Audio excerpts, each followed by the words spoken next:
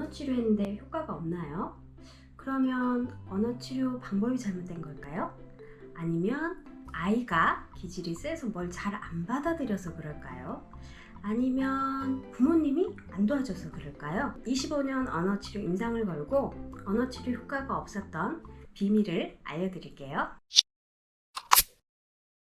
제가 언어치료센터를 25년 운영하고 있는데요. 운영하다 보니 다른 곳에서 저희 센터로 옮기시는 분들이 많아요. 거기서 2년, 3년, 5년 치료 되게 길게 받았는데 언어치료 효과가 없어서 저희 센터로 옮기셔요. 그러면 그분들 효과가 없는 공통점이 있어요. 기관은 다 틀려요. 병원, 사설, 부설센터에서 오시기도 하고 복지관에서 오시기도 하고 언어치료센터에서 오시기도 하고 아동발달센터에서도 오시기도 하거든요. 기간이 다 다른데 되게 오래 치료받았는데 효과가 없어요. 왜 그런지 알려드릴게요. 언어치료를 하면 제일 처음에 검사를 하죠. 검사하고 진단보고서를 써요. 진단보고서 쓰고 난 다음에 장단기 치료 목표 계획서를 써요. 그리고 치료를 한 해 한 해 하면서 회계계획서를 쓰고 한 60에서 80회기 정도 되면 중간 진전 평가를 해요. 근데 이 효과가 없었던 다른 기관에서 오셨던 분들은 장단기 계획서, 회계 계획서, 중간 진전 평가를 보거나 듣거나 받으신 적이 없으셨어요.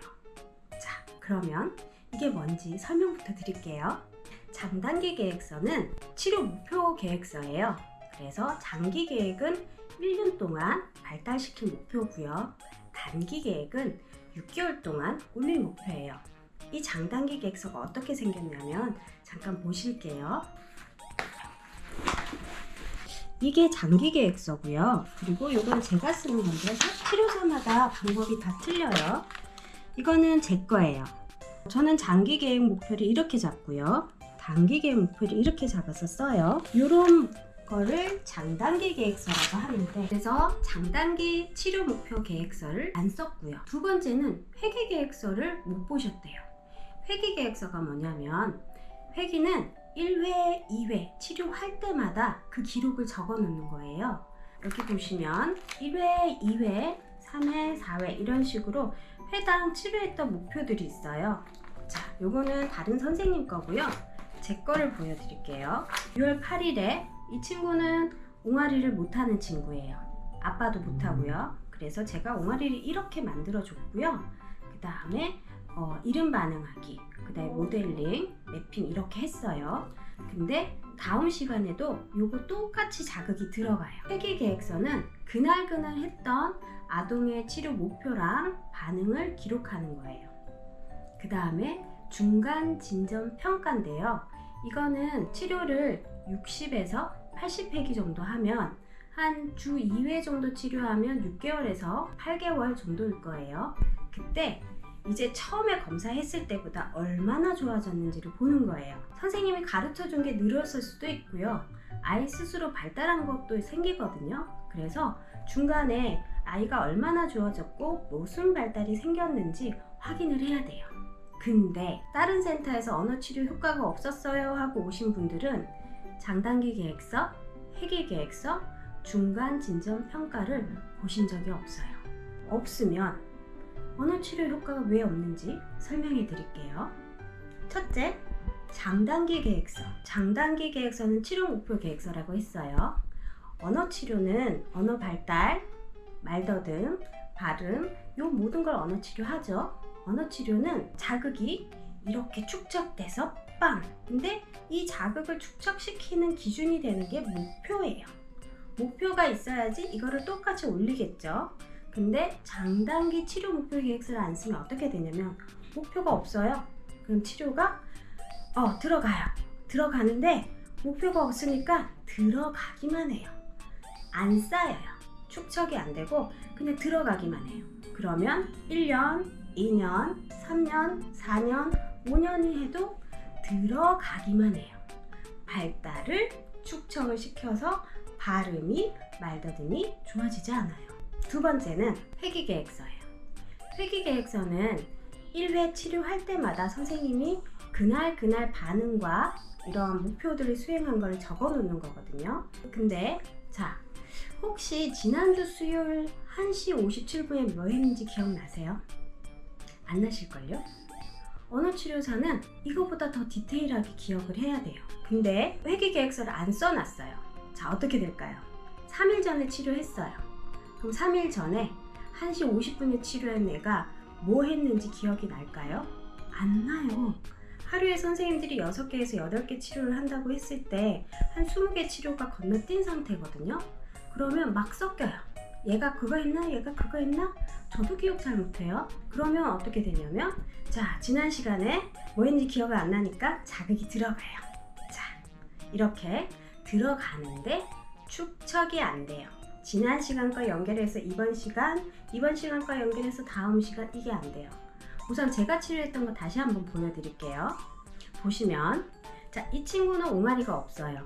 그래서 제가 이렇게 옹알이를 만들어줬어요. 그리고 그 다음 시간에 이 옹알이를 다시 똑같이 만들어줬어요. 이게 없으면 그 친구가 무슨 옹알이를 했는지 알 수 없어요. 회계계획서를 안 쓰면 치료의 일관성이 떨어져요. 자극이 연결해서 들어가지 않아요. 그래서 회계계획서를 안 쓰면 언어치료 효과가 떨어져요. 세 번째는 중간진전평가인데요. 아까 말씀드렸듯이 치료가 어느 정도 하고 나면 좋아져 있어요. 발달해 있고요. 발음은 좋아져 있고 말더듬은 중간진전평가 안 해요. 그리고 발달은 해요. 예. 그러면 한 60에서 80회기 정도, 주 2회 하면 한 6개월에서 8개월 정도 될 거예요. 예. 그러면 이때 아이가 얼마나 좋아졌는지 검사를 해야 돼요. 검사를 할 기준은 한 6개월 이상 좋아졌으면 검사를 하고요. 그거보다 덜 좋아졌으면 중간 진전 보고서를 써요. 중간 진전 보고서는 뭐냐면 첫 번째 목표에 있는 거에서 지금 현재 어느 정도 달성이 됐는지, 그리고 현재 목표가 뭔지를 정리를 하는 거예요. 그리고 중간 진전 평가는 처음에 검사해서 언어 발달 경우는 수용 몇 세 몇 개월, 표현 몇 세 몇 개월, 요거는 안 되고 요거는 안 되고 이랬었는데, 지금 한 60팩이 지나서 검사를 했더니 요거는 되고 요거는 되고 요거는 되고, 그리고 몇 세 몇 개월로 더 올라갔고, 이런 것들을 볼 수 있는 거거든요. 이게 중간에 평가 안 되고 한 5년 동안 검사를 한 번도 안 하신 분도 있어요. 그러면 어떻게 되냐면, 자, 머릿속에 알고 있는 어휘는 검사를 안 하면 알 수 없어요. 그리고 머릿속으로 알고 있는 언어 발달은 꺼내서 볼 수가 없어요. 그리고 이 아이가 구문 발달이 얼만큼 됐는지도 몰라요. 검사를 통해서 알 수 있죠. 정확하게 검사해서 목표를 잘 세워가야지 같은 시간 내에 효과적인 언어 치료가 돼요. 언어 치료할 때 말더듬, 발음, 언어 발달은 검사를 하고 장단기 치료 목표 계획서를 가지고 목표를 세워서 회기마다 그때 매회 치료를 하고 회기 계획서에 회기 정리를 하면서 기록을 남겨놓고, 그리고 그 연결시켜서 치료를 하다가 60에서 80회기가 되면 중간 진전 평가를 해서 다시 한번 장단기 계획서를 또 짜야 돼요. 근데 이거는 언어치료의 기본이에요. 대학교에 가면 3학년, 4학년 때 계속하고요. 대학원을 가면 3학차, 4학차에 계속해요.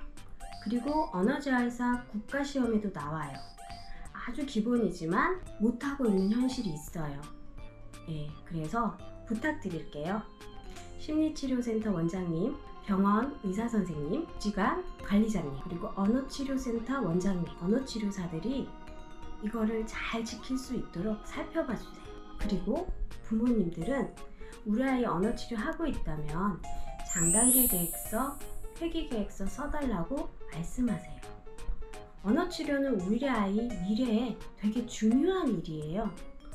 이 일이 잘 이루어질 수 있도록 여러분들이 도와주셨으면 좋겠어요. 오늘도 우리 아이 발달 도와주기 아이플러스였습니다.